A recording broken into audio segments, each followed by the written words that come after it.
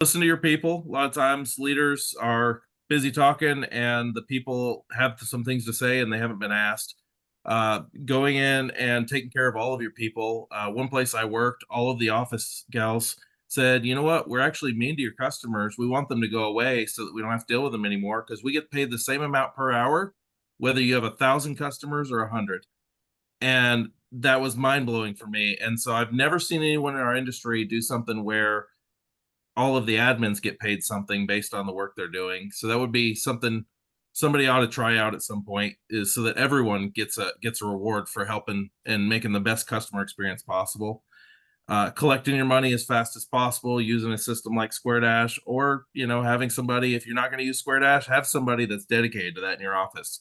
Give them a percent to go collect all that money, because the longer it sits out there, the worse shape you're going to be in.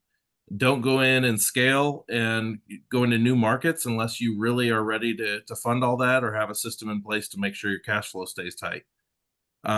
Taking care of your people and take care of your reputation. Your reputation's everything if you're going to be in a market for a long period of time. Yeah, that's awesome.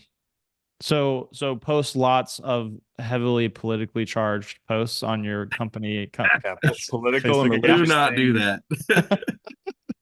Do Yeah. not do that unless you want a very specific customer and very few of them.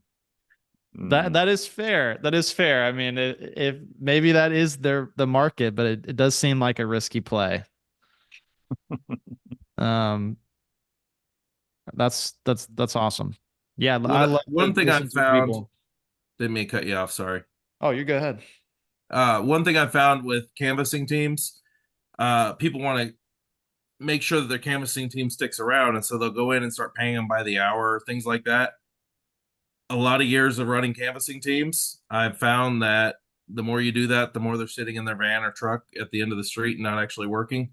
You want to make sure that whatever's incentivized is repeated, right? And so you want to have great incentives set up so that if they really produce and work, they're going to have high rewards for doing so. A lot of times people underpay their canvassing people for what they do, and then they'll try and pay them by the hour to kind of make up for that. And my experience running several canvassing teams is that's probably not the best way to do things. Probably want to make it so that if they produce results, they have a big opportunity in front. Yeah, so don't do bases and stuff like that.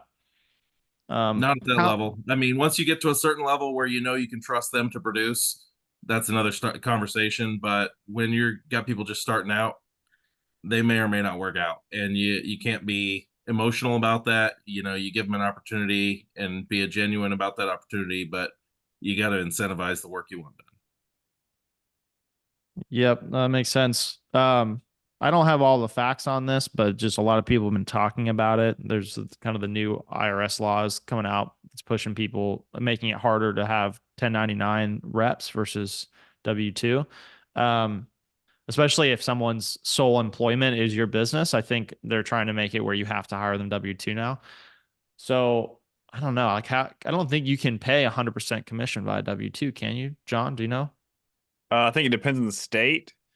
Um, it doesn't matter though. Like, so I've talked about this kind of at length, and I only know what Adam Bensman, the roof strategist, talked about.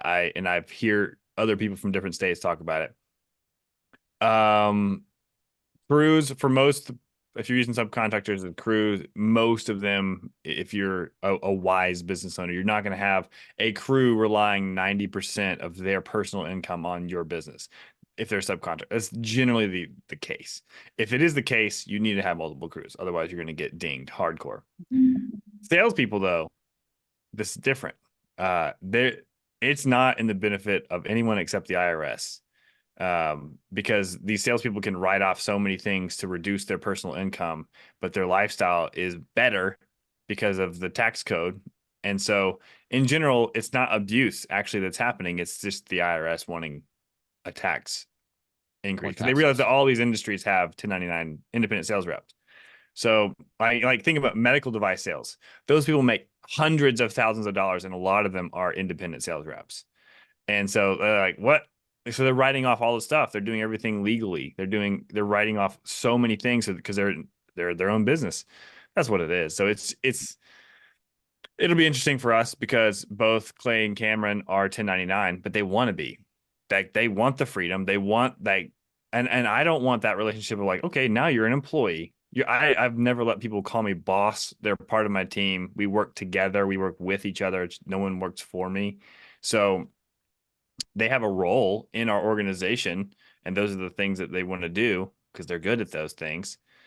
But it's not good for the sales reps.